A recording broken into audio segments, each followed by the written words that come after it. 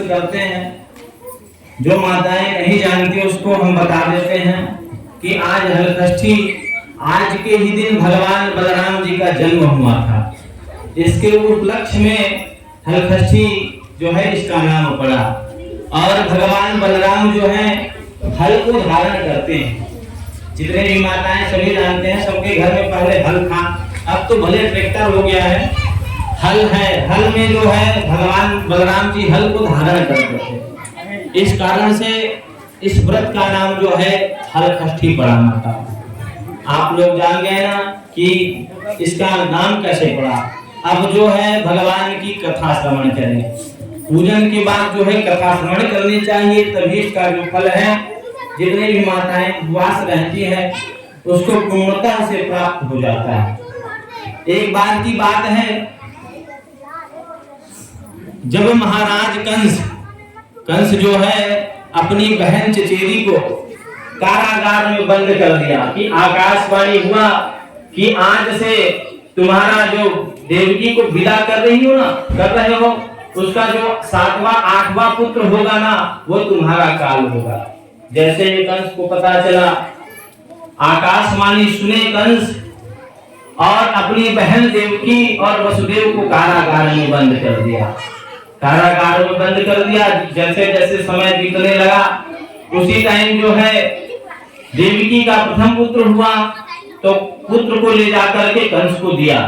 जब कंस को ले जाकर के दिया तो कंस कहने लगा, अरे वसुदेव जी, इस पुत्र से हमको कोई डर नहीं है, इस पुत्र को आप ले जाएं और इसका लालन पोषण करें। उसी समय नारद जी आए और नारद जी आकर के कंस को बहका दिया।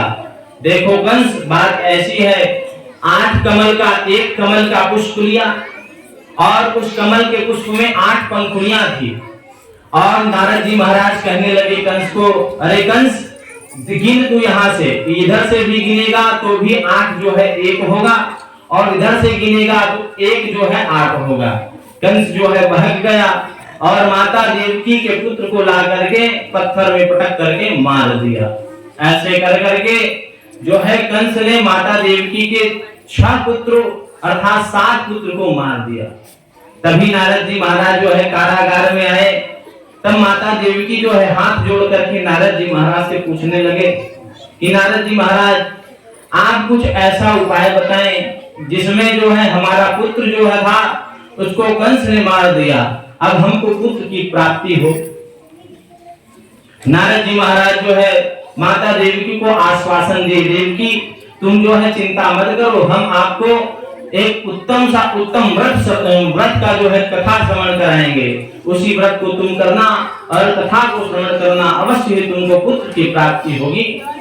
नारद जी महाराज जो है ऐसा कह करके माता देवकी को जो है कथा श्रवण कराने लगी। जैसे आप लोग माता यहाँ पर बैठी हुई है ना, उससे कथा श्रवण करने के लिए हैं, वैसे ही नारद जी महाराज किसको कथा श्रवण करा रही हैं? माता देवकी को कथा श्रवण कराने लगी। और जब माता देवकी प्रेम पूर्वक भक्ति भाव से होकर के कथा श्रवण करने लगे, तब नारद जी कहते हैं, देवकी बात एक समय की है,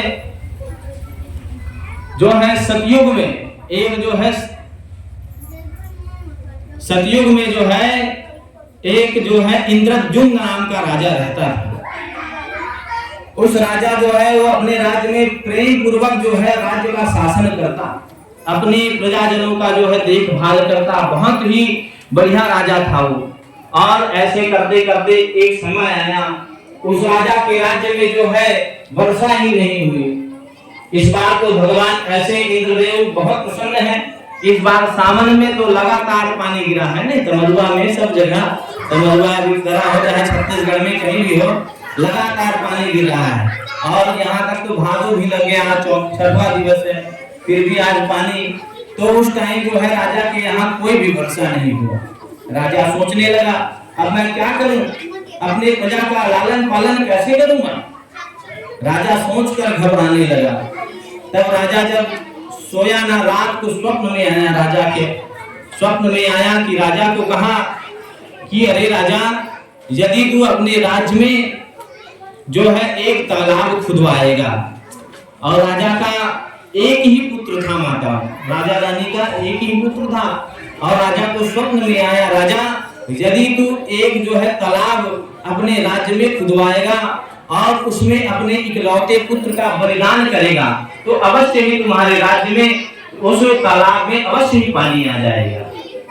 राजा को स्वप्न मिला और जैसे ही सुबह हुई राजा जो है दरबार में आया। दरबार में आया राजा जो है मंत्री पार्षदों को वो जो स्वप्न जो है सुनाया। जैसे ही स्वप्न सुनाया लेकिन राजा कहने लगा मेरा धन और धर्म भले ही नष्ट हो जाए, राहगीर मुझे देख करके गाली क्यों ना दे, लेकिन मैं अपने इकलौते पुत्र का बलिदान जो है कभी नहीं दूंगा, कभी नहीं दूंगा। और यह जो बात जो है धीरे धीरे कह करके करने करने जब पंजना एक के कान से होकर के दूसरे के कान में ऐसे होते होते राजा के पुत्र के कान में पड़ा। जैसे ही राजा के पुत्र के कान में पड़ा माताओं, राजा के लड़का ने सोचा यदि मेरे पिता का जो यश है मेरे मर जाने के बाद उसको यश की प्राप्ति होगी तो क्यों ना मैं जाकर के उसमें अपने बलिदान को दे दूं, अपने प्राण का बलिदान दे दूं। राजा का पुत्र जो है ऐसा सोचा और सोच करके जाकर के अपना बलिदान जो है उस तालाब में दे दिया। जैसे ही वो तालाब में अपना बलिदान दिया माताओं, क्या हुआ भगवान की ऐसी कृपा हुई, स्वप्न जो था पूर्ण होने लगा। और जैसे ही स्वप्न पूर्ण हुआ राजा को खबर मिला कि उसका इकलौता पुत्र जो है इकलौता पुत्र जो है तालाब में जाकर के अपने प्राण का न्यौछावर कर दिया। राजा जो है रोने लगा माताओं, उसकी रानी जो है एकदम बिलख बिलख करके रोने लगी और अपने राजपाट को छोड़ करके राजा जो रानी थी वो जो है जंगल को चले गए। जंगल को जैसे ही गए, जंगल में जैसे ही गए तो वहां आप लोग जैसे यहाँ पर बैठ कर की माताएं, जितने भी माताएं वैसे बैठ करके वहां पर जंगल में 5 स्त्रियां बैठी हुई थी और बैठ करके माता हलषष्ठी की व्रत कर रही। राजा वहां पर गया और भक्ति भाव से माताओं की पूजा को देखा और देख करके उन माताओं से पूछा कि आप लोग ये क्या व्रत कर रहे हैं, इसका प्राप्ति क्या है। तब उन माताओं ने बताया राजा यदि आपकी महारानी जो है भक्ति भाव से होकर के महारानी हलषष्ठी की व्रत करेगी तो अवश्य ही आपका पुत्र जो है आपका पुत्र जो मर गया है वो अवश्य ही लौट करके वापस आ जाएगा, इसमें कोई संशय नहीं है। माता हलषष्ठी आपके ऊपर में अवश्य ही कृपा करेगी। इस प्रकार से जो है राजा को बताए और प्रसाद दिए। राजा जो है उस प्रसाद को लेकर के महल में चले गए और जैसे ही महल में चले गए माता वहां लोग ध्यान से श्रवण करिए। राजा ने रानी को बताया कि रानी यदि तू हलषष्ठी महारानी का व्रत करेगी ना तो अवश्य ही हमारे पुत्र का जो जीवन बलिदान हो गया है वह जीवित हो जाएगा। भगवान के ऊपर हमको जो है श्रद्धा रखनी पड़ेगी। और रानी जो है ऐसे ही की रानी जो है जैसे आप लोग सगड़ी बना करके भगवान की पूजा कर रहे हैं, भगवान गणेश जी का, गौरी मैया का, भगवान शंकर का पूजन कर रहे हैं, उसी प्रकार से रानी जो है भक्ति भाव से होकर के सगड़ी बना करके भगवान गणेश जी का पूजन किए। और पूजन में क्या कहे, हे भगवान, हे हलषष्ठी महारानी, आपकी कृपा ऐसी बनी रहे कि हमारा जो मरा हुआ पुत्र है वह वापस आ जाए। ऐसे कह करके अपने पुत्र की जो है रक्षा की कामना जो है करने लगी वो माता रानी।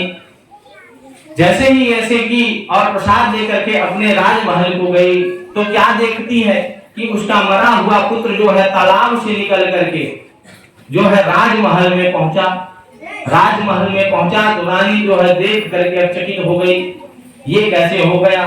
और सोचने लगी, राजा रानी दोनों सोचने लगी कि अवश्य ही हलषष्ठी महारानी का आशीर्वाद है जिसके कारण से हमारा जो मरा हुआ पुत्र है वह वापस आ गया।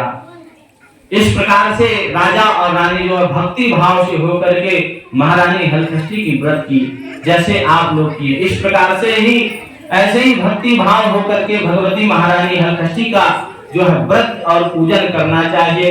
इस प्रकार से यह कथा पूर्ण होता है। बोली वृंदावन बिहारी लाल की जय। यह कथा जो है नारद जी महाराज माता देवकी को कथा श्रवण करा रहे हैं। कहाँ?